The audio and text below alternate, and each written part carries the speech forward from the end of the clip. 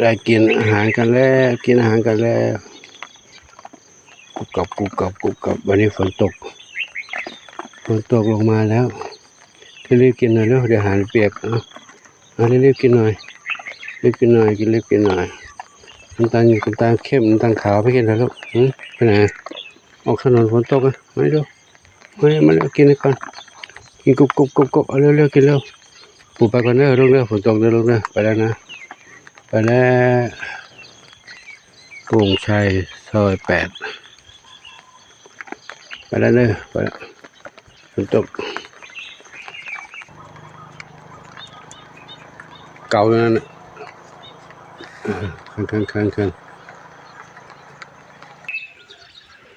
แจนวิ่งมาแล้วแจนวิ่งมาแล้ววิ่งเข้ามารับหลวงปู่ในซอยเลยคิดถึงแล้วเลยเมื่อวานไม่ได้เจอกันเนาะเมื่อวานไม่ได้มาวันนี้มาแล้วไหนนะแอบมุดเข้านั้นมา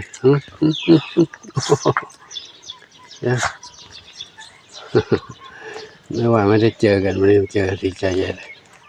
เดินนำหน้าไปแล้วหน้าไปแล้ว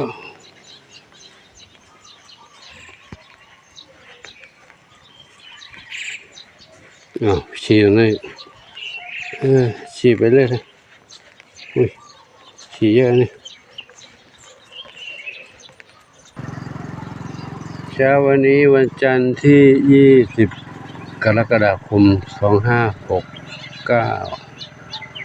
วันนี้ฝนตกโปรยปลายลงมาอากาศเย็นสบายบรรยากาศก็เงียบเหงาเช่นเคยเงียบเหงาจากรถราผู้คนใจวิ่งบนถนนระวังโรคเด้อมีเสียงธรรมชาติจุ๊บ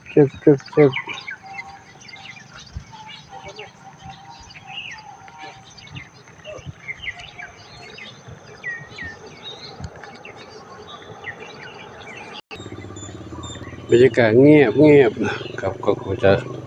ถ่ายครับถ่ายบรรยากาศยามเช้าที่ให้กับทุกท่านได้รับชมไว้เพียงเท่านี้ก่อนเนาะขออนุโมทนาสาธุขออวยพรให้ทุกท่านที่ได้รับชมรับทราบเรื่องราวต่างๆในเช้าวันนี้เช้าวันใหม่ขอให้ทุกท่านมีความสุขกายสุขใจปรารถนาที่ใดขอได้ทั้งความมุ่งมั่นปรารถนาทั่วกันทุกคนทุกท่านเถิด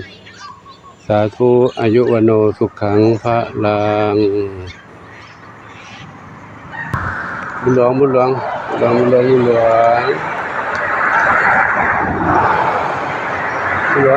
แล้วจันอยู่นู่นหลวงอาจารย์จันเพื่อนกันอยู่ด้วยกันเป็นด้วยกันได้ดีเนาะเมื่อวานไม่เจอหลวงปู่ไม่ได้มานะวันนี้มาแล้วจะมาหาท่านนี่แหละจะมาหามาแล้วนี่อาหารอร่อยเลย FC ส่งมาให้ ส่งมาให้กินแล้วเรามีอาหารกินกันแล้วปู่วางไว้ตรงนี้เลยริมๆเลยแล้วกันนะนี่มาเร็วกินเยอะเลยกินหมดนะแต่ฝนตกเปียกนะรีบกินหน่อยเร็วกินเร็วจับแจงกินตรงนี้กินจับกิน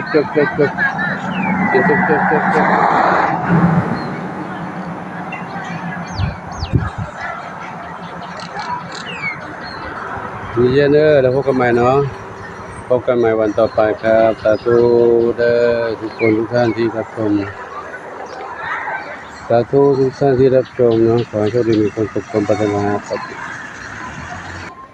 ทุกท่านที่รับชมและมีเมตตาต่อน้องหมาส่งอาหารมาให้น้องหมาให้หลวงปู่เป็นสะพานบุญให้น้องหมาได้อยู่ได้กินขอพรสาธุกินจุ๊บจับอร่อยแล้วไปแล้วนะลูกเด้อพรุ่งนี้เจอกันใหม่เนาะไปแล้ว